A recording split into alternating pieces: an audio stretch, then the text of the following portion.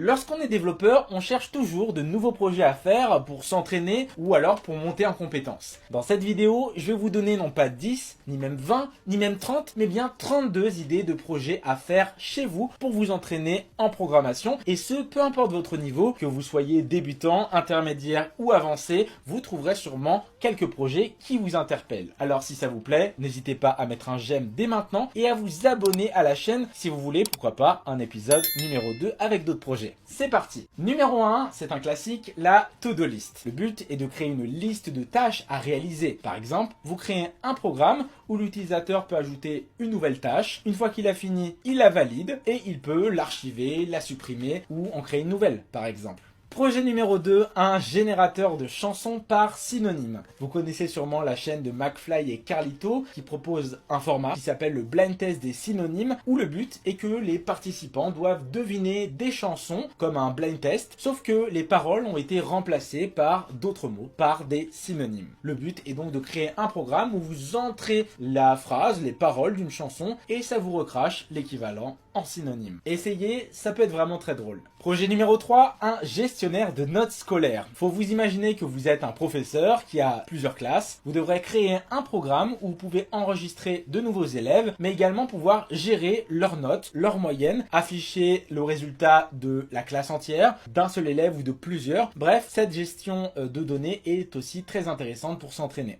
Quatrième projet, une calculatrice. Vous allez devoir créer un programme où on peut rentrer n'importe quel type d'opération, soit en utilisant un terminal et en entrant les valeurs, soit avec une interface graphique et de vrais boutons, plus, moins, égal. Projet numéro 5, un livre de recettes de cuisine. Le but est de pouvoir consulter une recette avec les ingrédients, les étapes à effectuer, le résultat et pourquoi pas les dosages si c'est nécessaire. Vous pouvez très bien aller chercher de vraies recettes de cuisine sur internet pour les intégrer dans votre programme et vous en servir, bien évidemment. Sixième projet, le jeu du Bonto, qui peut être fait en console ou visuellement. Le but est de créer 3 cartes, 2 cartes noires, une carte rouge. Vous les mélangez et le joueur devra trouver quelle est la bonne carte parmi les 3. Septième projet, un générateur de best-of live pour Twitch. Vous allez récupérer les meilleurs clips grâce à l'API Twitch et les assembler pour générer une vidéo avec ses meilleurs moments. Le huitième projet, c'est un gestionnaire de mots de passe. Vous en connaissez sûrement des payants. Là, le but, c'est de créer le vôtre, de pouvoir faire en sorte qu'on puisse générer n'importe quel mot de passe avec n'importe quelle taille et n'importe quel critère de solvabilité et également qu'on puisse enregistrer ces mots de passe dans l'application, dans une mini base de données.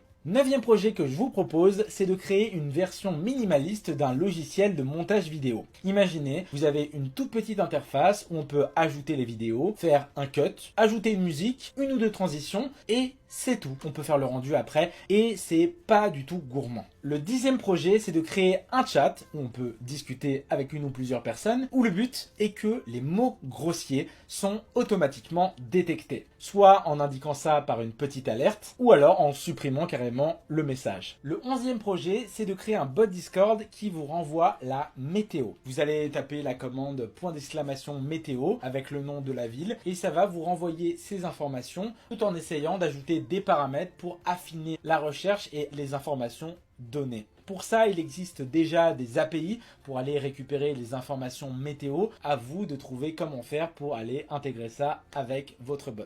Projet numéro 12, une application entre voisins pour faire garder ses plantes lorsqu'on part en vacances par exemple. Le but c'est qu'on puisse déposer une annonce et que de l'autre côté une personne puisse accepter et que cette personne soit à proximité d'elle pour faire cette garde. Projet numéro 13, un comparateur de produits en ligne. Vous allez devoir agréger des données, ça peut être de chaussures, de produits alimentaires ou autres et de faire un comparateur pour voir les meilleurs prix au meilleur moment et peut-être une courbe pour voir l'évolution de ces prix sur le long terme, pour voir s'il y a une bonne offre en ce moment. 14e projet, un peu plus débutant, un petit quiz pour découvrir les drapeaux du monde. On va afficher un ou plusieurs drapeaux. Il faudra que l'utilisateur inscrive le nom de ces drapeaux pour gagner la partie. Le 15e projet est un niveau au-dessus, c'est de créer propre blockchain qui utilise la preuve d'enjeu, le proof of stake, c'est-à-dire que vous allez devoir créer un réseau décentralisé avec le langage de votre choix et on va pouvoir jalonner des jetons de ce réseau pour pouvoir faire participer les validateurs et qu'ils reçoivent une récompense lorsqu'il y a faire des transactions. Le 16e projet est assez aussi avancé en termes de difficulté puisque le but est de pouvoir récupérer le flux d'une vidéo, une caméra ou d'une vidéosurveillance pour voir si une personne fait des signes de la langue des signes et de pouvoir réinterpréter ce que la personne a dit avec ses gestes sous un format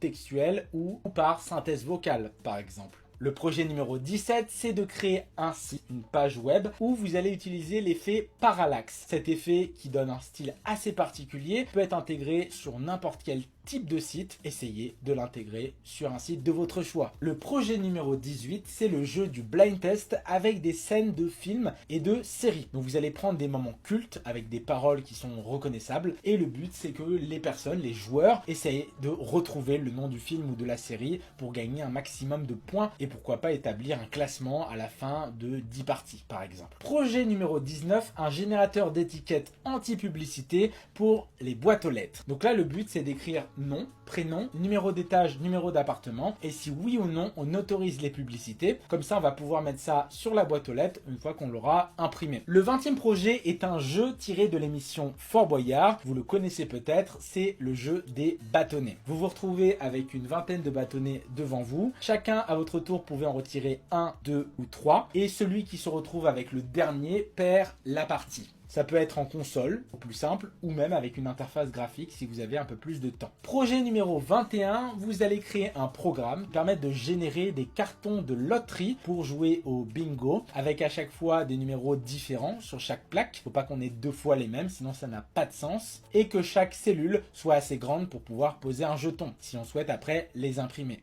Le projet numéro 22 est assez connu, c'est le Morpion ou Tic-Tac-Toe, son autre nom. Vous avez une grille de 3 par 3 où vous allez affronter un joueur en posant soit une croix, soit un rond. Et dès qu'on a 3 symboles similaires, le joueur en question gagne. Vous pourrez ajouter d'autres éléments dans le jeu, comme un joueur à affronter, une sorte d'IA, un système de points, de sauvegarde, de classement. On peut aller vraiment très loin dans le fonctionnement de ce jeu, ou alors rester sur un truc très simple, en console par exemple. Projet numéro 23, c'est un de mes préférés. Vous allez créer un programme qui permet d'entrer ce qu'il vous reste dans votre frigo et ça va vous donner les recettes ou les plats que vous pouvez réaliser avec ces ingrédients. Projet numéro 24, c'est de créer un générateur de vidéos qui anime des statistiques. Vous avez sûrement déjà vu ça sur les réseaux sociaux. On voit des graphiques s'animer au fur et à mesure des années. Ça peut être concernant l'évolution d'un artiste, d'une technologie ou de différentes sociétés. Ça permet de voir la progression et visuellement c'est très satisfaisant. Projet numéro 25, vous allez créer un outil pour générer des factures et des devis à un ou plusieurs clients. Donc vous allez pouvoir avoir un petit logiciel où vous entrez le nom du client, ses coordonnées, les produits qu'il a achetés, etc.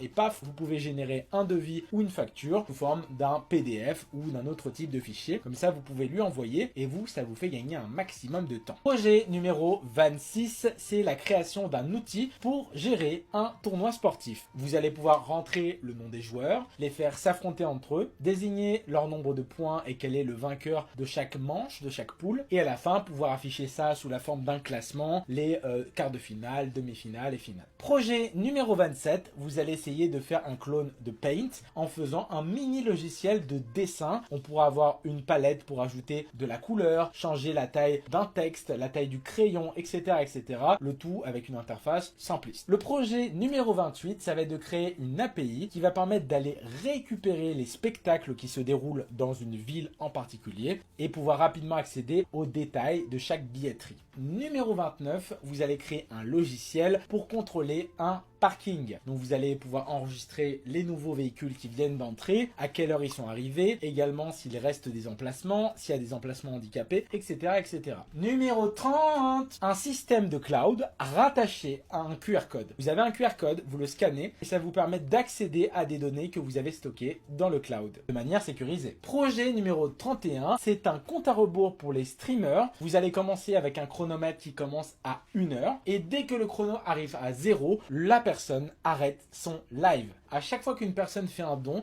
ça va ajouter du temps à ce chronomètre, ce qui fait que la personne peut live pendant des jours. Enfin, on finit en beauté avec le 32e projet qui est le portfolio. C'est un site qui va vous présenter vos projets, vos expériences, vos compétences, vos moyens de contact. Bref, certains le font de manière très traditionnelle, certains sont un peu plus imaginatifs en faisant quelque chose en 3D sous la forme d'un petit jeu pour découvrir leur parcours. Donc voilà un petit peu ce que je voulais vous montrer aujourd'hui. J'espère que cette vidéo vous aura aidé et que vous aurez trouvé quelques idées et quelques thèmes inspirants pour vous lancer dans un nouveau projet. En tout cas, mon Discord reste disponible dans la description si vous souhaitez échanger avec